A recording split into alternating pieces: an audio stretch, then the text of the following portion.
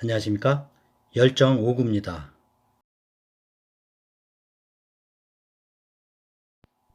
이번 영상은 지금의 50대가 10년 후 은퇴하면 이걸 겪는다 준비했습니다. 51세 B씨는 요즘 은퇴 후가 걱정입니다. 아직 주택담보대출이 1억 5천이나 남아있는데 퇴직 시기는 성큼성큼 다가오고 있어 그냥 마음이 불안합니다. 살 날은 길어지고 세상은 엄청 빠른 속도로 변화하는데 준비된 건 부족한 뿐이고 아직 대학 다니는 자식들 보면 한숨만 푹 나오네요. 65세 인구가 20%에 달하면 초고령 사회라 하죠. 이게 작년 2024년 말로 우리가 이렇게 된 겁니다. 65세 이상이 5명 중 1명. 자, 전 세계에서 가장 늙은 나라가 어디죠? 일본이죠. 일본은 우리보다 딱 20년 전인 2005년에 초고령 사회가 시작되었습니다. 지금 일본은 65세 이상 인구가 약 30%에 달합니다. 이제 막 초고령 사회에 진입한 우리의 앞으로의 일들, 일본은 이미 20년 전에 겪었습니다. 그러니 일본을 한번 살펴보는 것도 향후 벌어질 일들을 예측해 볼 수 있겠죠. 일본은 대학의 평균 연령이 62세인 대학이 있고요. 시니어 대학원생도 증가하고 있습니다. 원하는 꿈을 한번 해보고 싶다. 젊은 세대와 교류하고 싶다. 새로운 인간관계를 만들고 싶다. 다니는 주된 이유이죠. 또 손주 새끼의 개념도 달라지고 있답니다. 손자가 제일이라는 의견도 있지만 예쁜 손자도 3일 지나면 피곤하다. 손자와 놀아주는 교재비도 만만치 않다 등 점차 메마른 손자관을 보여주고 있습니다. 우리도 그런가요? 일본에서는 치매라는 말을 쓰지 않죠. 부정적인 어감 때문에 차별받는 이유로 국민적 합의를 거쳐 2004년부터 공식 용어에서 추방되었습니다. 인지증으로 바뀌었죠. 혹시 일본의 무덤 친구 문화라고 들어보셨나요?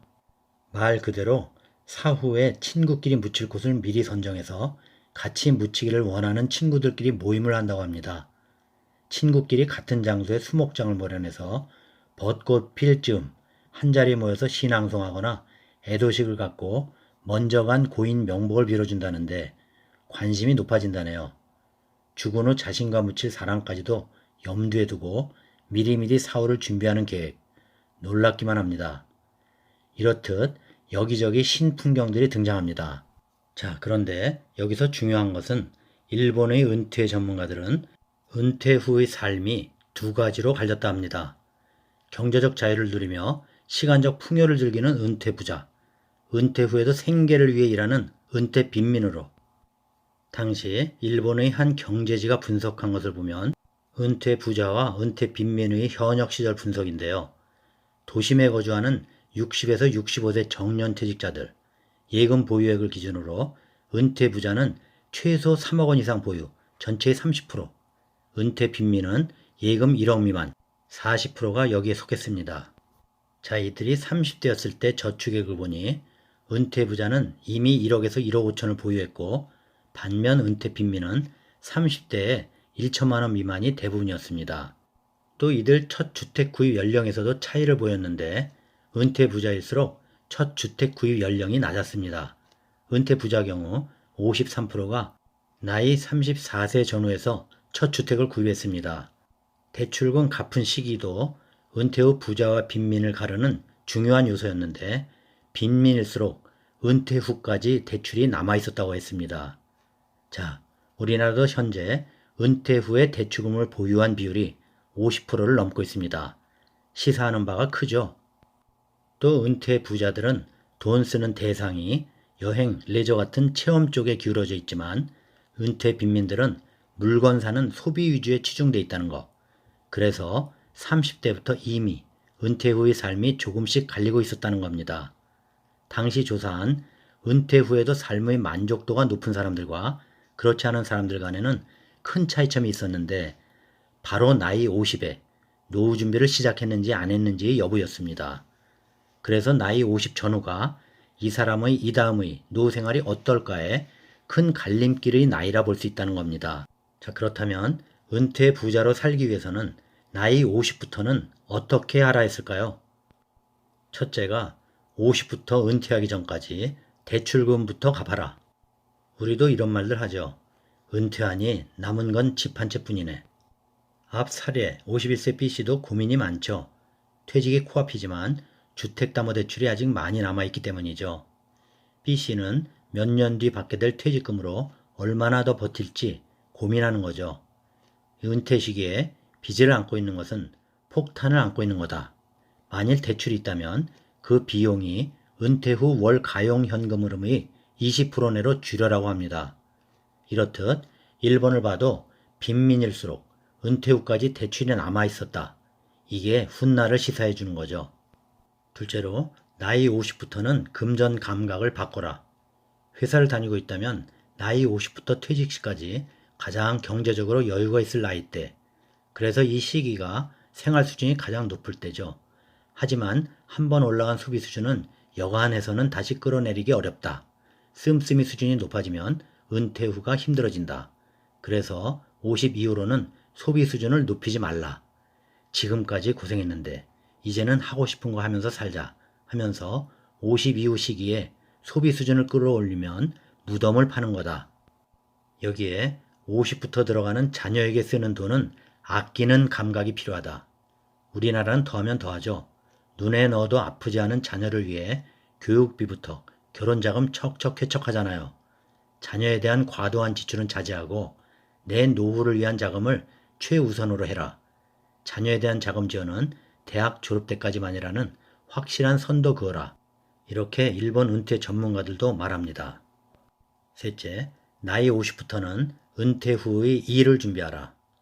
초고령 사회 일본, 은퇴가 사실상 사라져가 일하는 70대 국제 표준 되나? 라는 블룸버그 통신이 전망도 했습니다. 65에서 74세 일본 남성 노동 참여율이 51.8%나 됩니다. 일본에서도 일하는 노인이 전체의 절반이 넘고 있는 겁니다. 일본도 공적연금만으로 생활 유지가 힘든 데다 저출산 고령화로 연금 시스템이 점점 더 압박을 받고 있어 노인들이 일할 수밖에 없는 상황인 거죠. 단순 일자리보다는 평생 일했던 직장에서 계약직으로 재고용돼서 계속 일하는 노인들, 또 가업 승계 문화가 뿌리 깊다 보니 80에서 90대에도 노점에서 일하며 비법을 전수하는 노인도 많습니다. 그래서 96세의 찐빵 할머니, 108세 이발사 할머니가 있는 거죠. 제가 25년 전쯤 연구원으로 노인 관련 조사하러 일본 방문했을 당시, 그러니까 일본이 초고령사에 진입할 무렵이었죠. 이미 일본의 맥도날드 등 많은 패스트푸드점 대부분에서 노인들이 일하고 있었습니다. 자, 우리나라도 65세 이상의 40%가 현재 일을 하고 있듯이 일본과 비슷하게 변해가고 있죠. 경제적 이유에서의 일도 있지만 다른 이유에서라도 일을 해야 한다 합니다.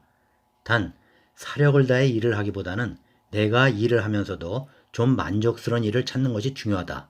이는 노후를 즐기기 위함을 잊지 말라고 합니다. 넷째, 50부터는 새로운 인간관계를 만들라. 일본의 시니어 잡지에서 은퇴 가정을 대상으로 누구와 여행 다니고 싶은가? 남성의 90%가 아내라고 답한 반면 여성의 절반 정도는 친구나 자녀를 꼽았습니다. 은퇴한 가정의 여성은 자신만의 시간을 갖는 것이 깨지는 것을 제일 힘들어하죠. 자, 이런 결과는 최근 우리나라에서의 조사와 비슷한가요?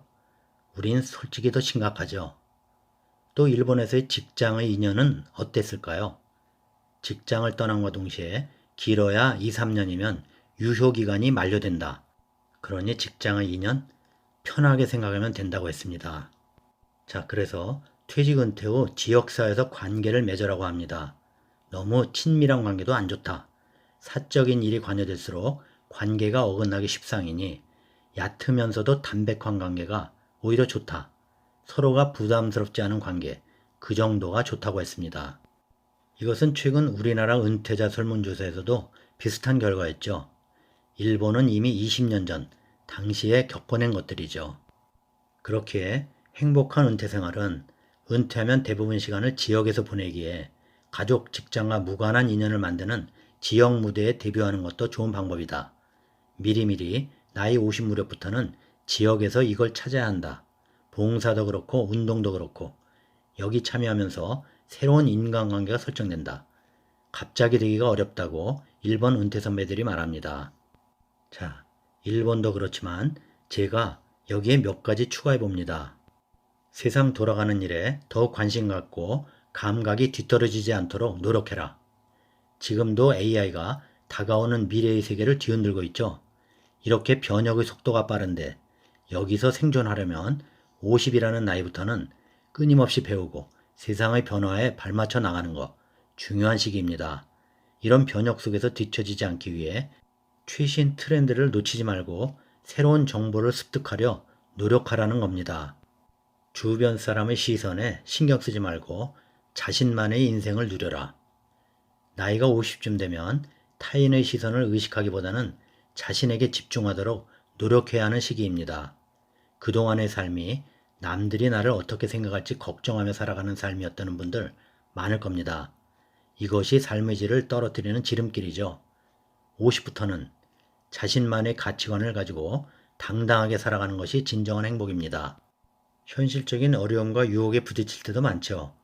하지만 작은 시도부터 해보는 겁니다. 매일 1시간만이라도 나를 위한 시간을 만들고 내가 좋아하는 일부터 시작해보는 거죠. 이것이 쭉 쌓이면 그 후부터는 내 자신의 인생을 누릴 수 있게 됩니다.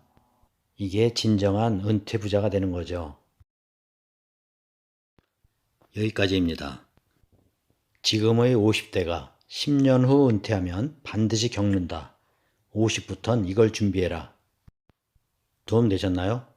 구독, 좋아요 부탁드립니다. 다음 영상까지 안녕히 계십시오.